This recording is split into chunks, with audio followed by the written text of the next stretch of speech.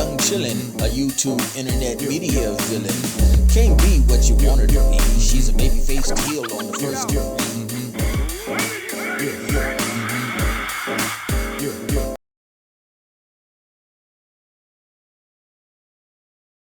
SmackDown for July 4th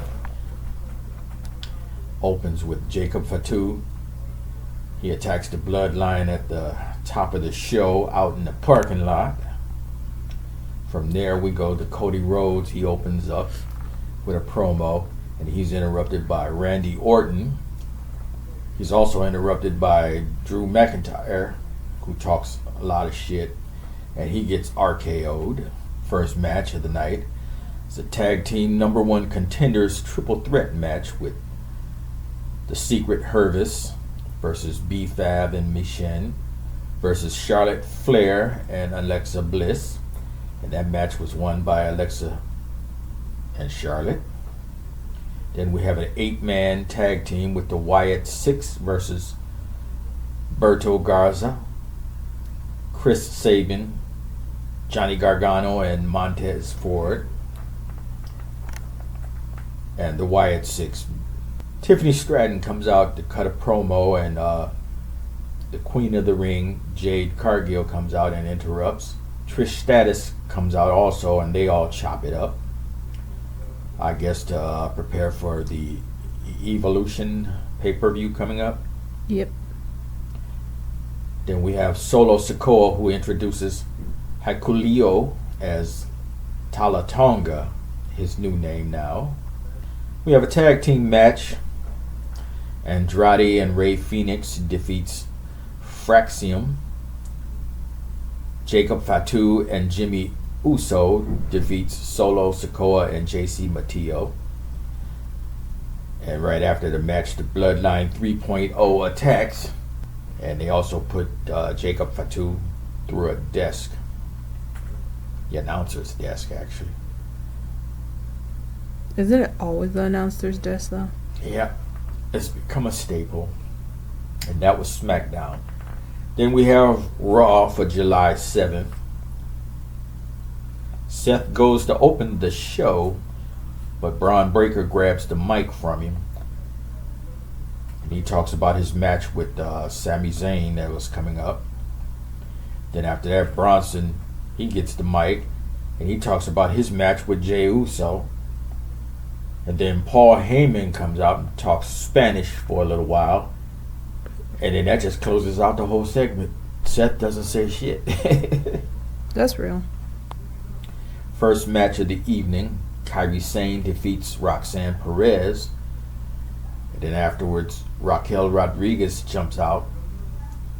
And they beat up Kairi. But Asuka, her old tag team partner, comes out and makes the save.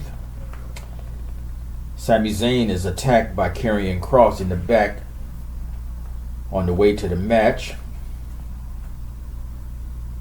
His match with Braun Breaker, I should point out. They still have the match, and of course Braun Breaker wins. Because Sami Zayn was in no shape to be out there fighting. Becky Lynch cuts a promo, and Lyra Valkyria and Bayley, they both interrupt. All of them is talking shit for their upcoming match, and then fight breaks out, of course.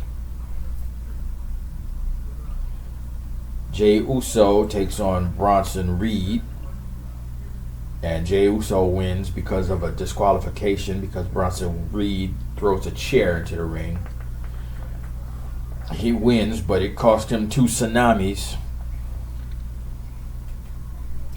And then El Grande Americano, which everybody believes is actually Ludwig Kaiser. They get the same tattoo on the arm. Yeah, that could be faked, but nobody could fake how he got taller all of a sudden. That is true. And not only that, if you've seen when he walked out, he fell into his old habit of doing this, and then he caught himself and he stopped. That little wave he does when he used to come out on the music with Imperium. Yeah, I'm imagining it, but I'm like, ugh. Well, he took on Dragon Lee, and he won, cheating using Chad Gable. His move with the bar and hidden in the mask. He did the same thing. And then we had Gunther cutting a promo on Goldberg, who comes out and he drops Gunther. So that's for their upcoming match, a Saturday night main event. Then we have the main event, Penta versus Seth Rollins. And Seth Rollins, he wins. But at the end, LA Knight comes out and he sneaks him and he drops him and runs back out into the audience. And that was Raw. Okay. I want to talk about this Aleister Black, Priest, and R-Truth thing going on. Yeah. I can see how Aleister thinks Damien is that his name? Damien. Yeah. Damien Priest. I don't know why I just got him mixed up with Dom, and I'm like, wrong person. But I can see why he would think Damien's being like facetious to Priest and to Truth. My English is so bad. But to Truth. But I think everybody forgets he's not a good guy. He's never claimed to be a good guy. He only had his moment in the sun as a babyface after the Judgment Day, but like he's never claimed to be a specific good guy. True. So he could easily turn on Truth at any second, and I think people forget he could do that because he does not care. Especially when you remember how Truth used to irritate him. Yeah, but he thought it was funny. Yeah. But Damien is only loyal to one person, and that's Rhea. Everybody needs to remember that. But also, Truth is kind of terrifying. His split personality thing is unsettling to an alarming degree. Yeah. You could just see him in the background and stuff just talking to himself. Like, dude's tweaking.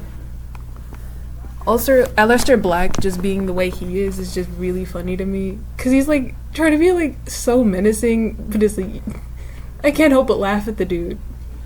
He used to be menacing. Since he didn't came back, they seem to have toned him down. But we've noticed they do that to a lot of things.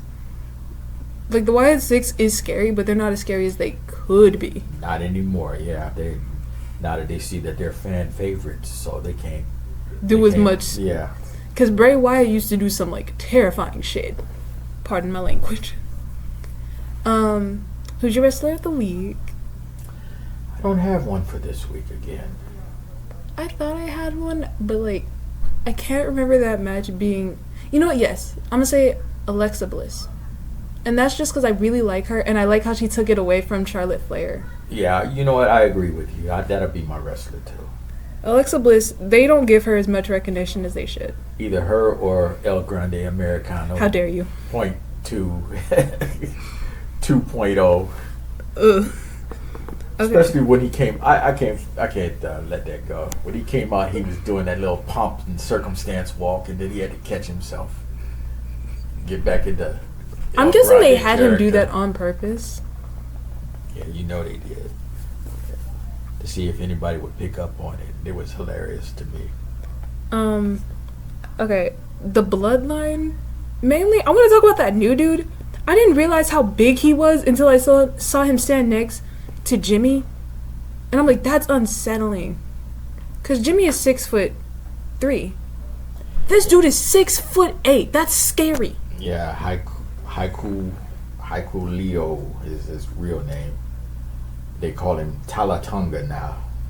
They're trying to make him like related to the other two Tongas. I thought so, cause I'm like, that's the same name as Tamatunga. I'm like, that's, but also, where is he at? I don't know. I would like to see him come back so they can have a big ass faction. Yeah, because their faction will be bigger than the original Bloodline was. Yeah, it'd be by one, yeah. Yeah, but also they would have way more actual family members cutting out Sammy and Paul Heyman.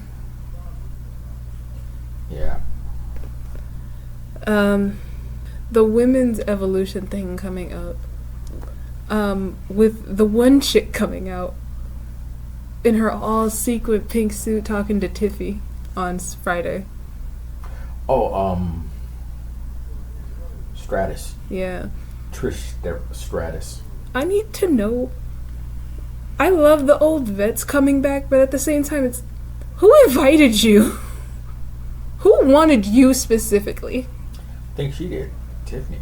No, I mean like the audience though. Oh, that I don't know. Cause But I'd have rather they'd have brought back the two women that were in the MMA, because they can actually really fight. Cause I know she's pretty fun to watch with Tiffy, but like for me, it's like I don't know who you are. You're not even one of the people I remember from the Attitude Era. That's before me too. I'm like, I ain't never seen a match by her. But then again, back then we didn't have cable. So yeah. Before you was born, we didn't have cable. Everybody else had cable but us. Haha, you were poor. No, we weren't poor.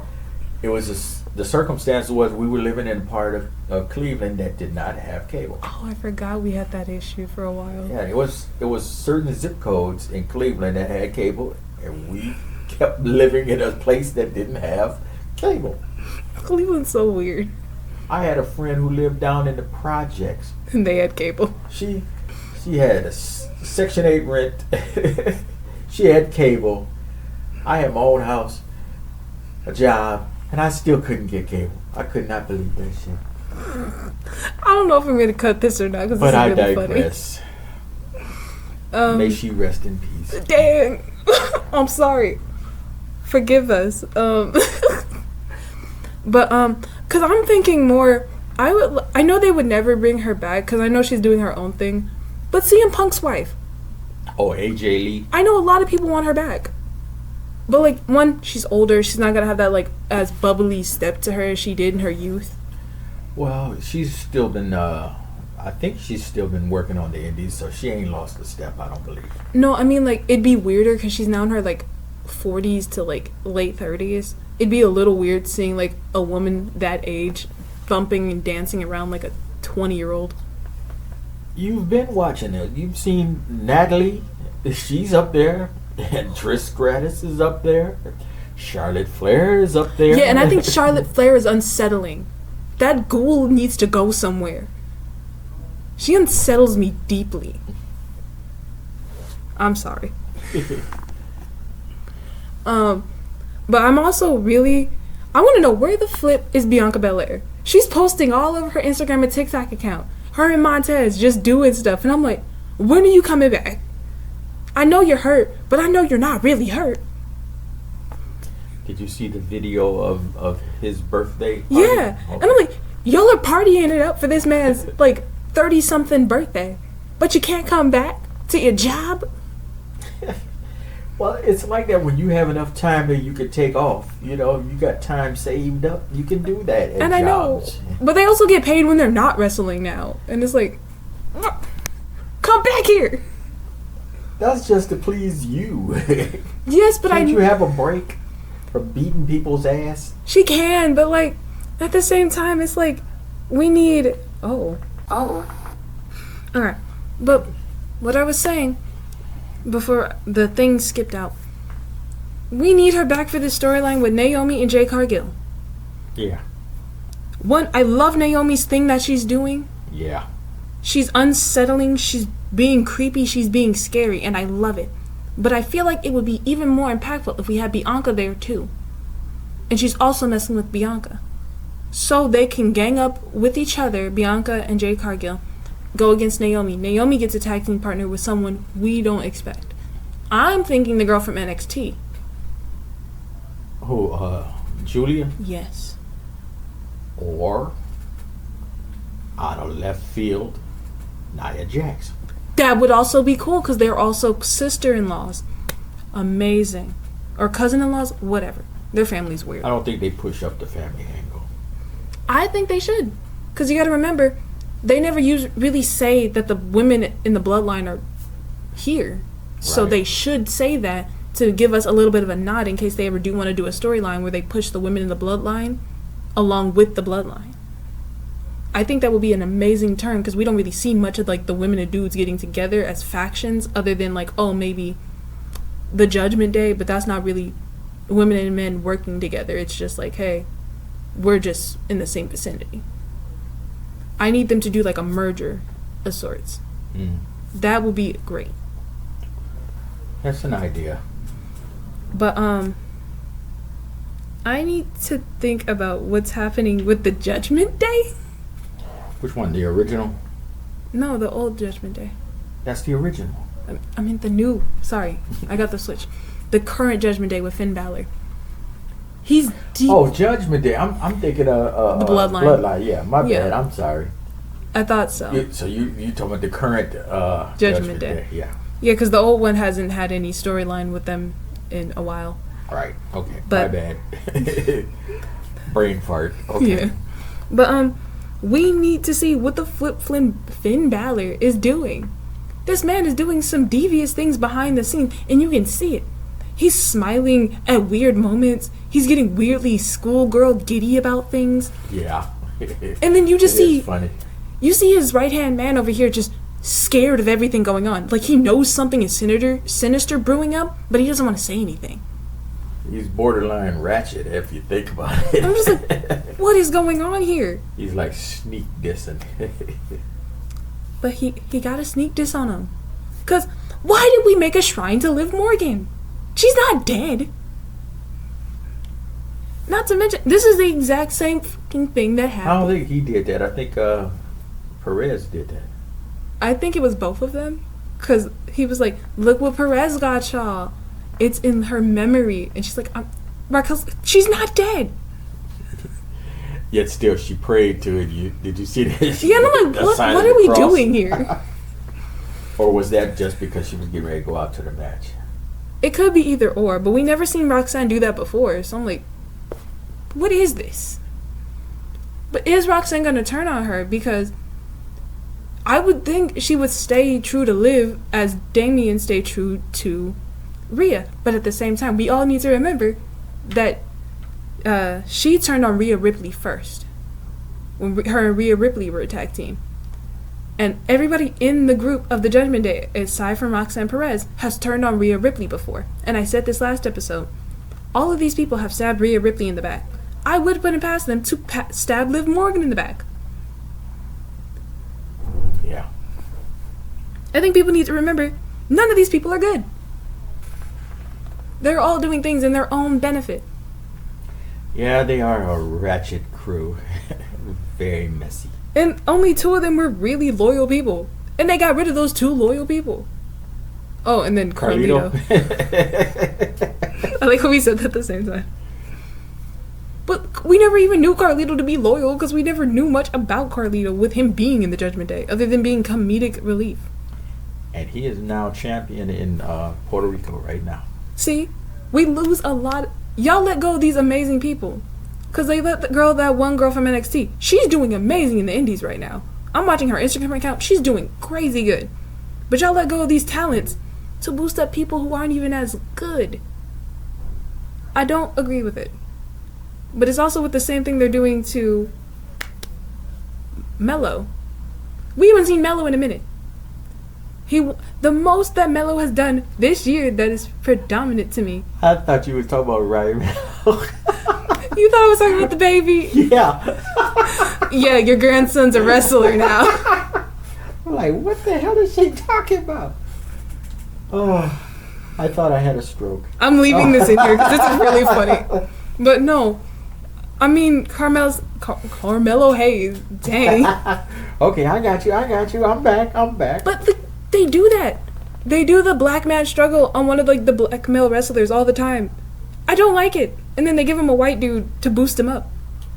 But the Miz isn't even helping Carmelo's do anything for real. The last thing that was notable Carmelo did was the Andre the Great thing. Does anybody really care about that? Not really. See, this is nothing. I think they even forgot that he won. I'm pretty sure they did, because we haven't seen him in months. Who, The Miz? No, Carmelo. He was just on last week. He was? He was on for a brief second backstage. He was talking to... Who was that he was talking to? I mean, wrestling-wise. Oh, no, he didn't wrestle, but he was backstage messing with somebody who had just lost a match. Oh, yeah, I saw that, but I mean, wrestling-wise, I need him to get more screen time. Because he's a really good wrestler, and I think people forget he's a really good wrestler. And they push all these other people very quickly, and then he's doing nothing. I don't like that. I also didn't realize he was in his 30s.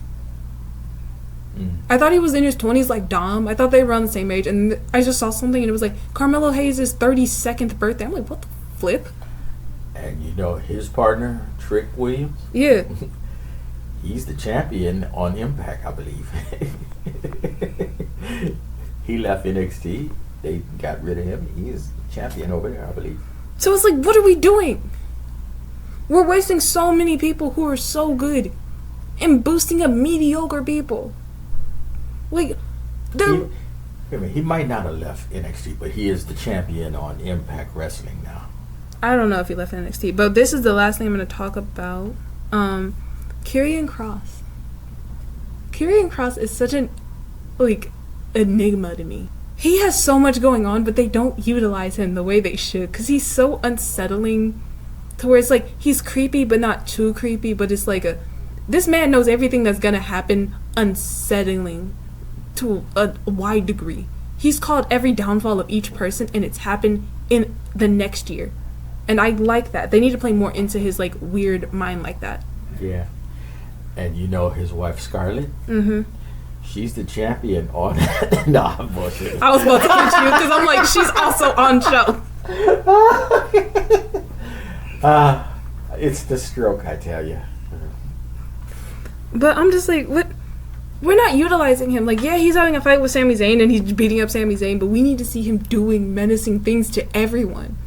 He always focuses on one person. I don't think he should. I feel like he should build up a repartee of being the enemy to everyone. And everyone should start feeling scared that if he predicts your future next, you might get the next downfall. They should play into that, because he's always spot on and he's always weirdly in the background. Everybody should always be aware of that. And I think a good person they should do that to is Finn Balor. Him and Finn Balor having a great feud would be amazing. Because imagine him talking to Finn Balor in the back, but we never hear what they say. But then we see him in the crowd watching while Finn Balor is fighting. Finn Balor immediately gets scared, messes up, loses the match, gets in his own head. I think they're going to put Cross and Sammy together. They in should. a tag team, in some twisted way. Sammy's gonna see the light and he's gonna join Cross, I believe. They should, but I'm just also saying, messing with the Judgment Day would be really good for Cross. Yeah, they are a big faction, but also Cross is kind of menacing in his own way. He also has his own boys that we haven't seen in a minute. Who was that? I thought he had his own group. Oh, he was with they're gone. When You're talking did about they AOP. leave? They've been gone a while. I like how I didn't notice. The Authors of Pain. I like how I had no idea they left. They used to belong to Seth Rollins. They were his people a while back, and then they got fired. Then when they brought them back, they were with Karrion Kross. Now they got fired again. Okay. But I'm just like, Karrion Kross could be doing so much more menacing things if he messes with everyone on the roster and starts predicting everyone's downfall or future, and it happens unsettlingly. I like that. Give him a little bit of magic element to him. Not to where it's too out of the world of WWE. When they made, what's his name, Fly some years ago? Rey Mysterio? Yeah.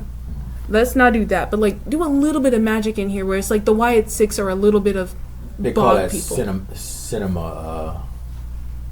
Cinematic we need liberties. We need a little bit of that, because it would make it so much better if it's he's the weird future dude. 'Cause I don't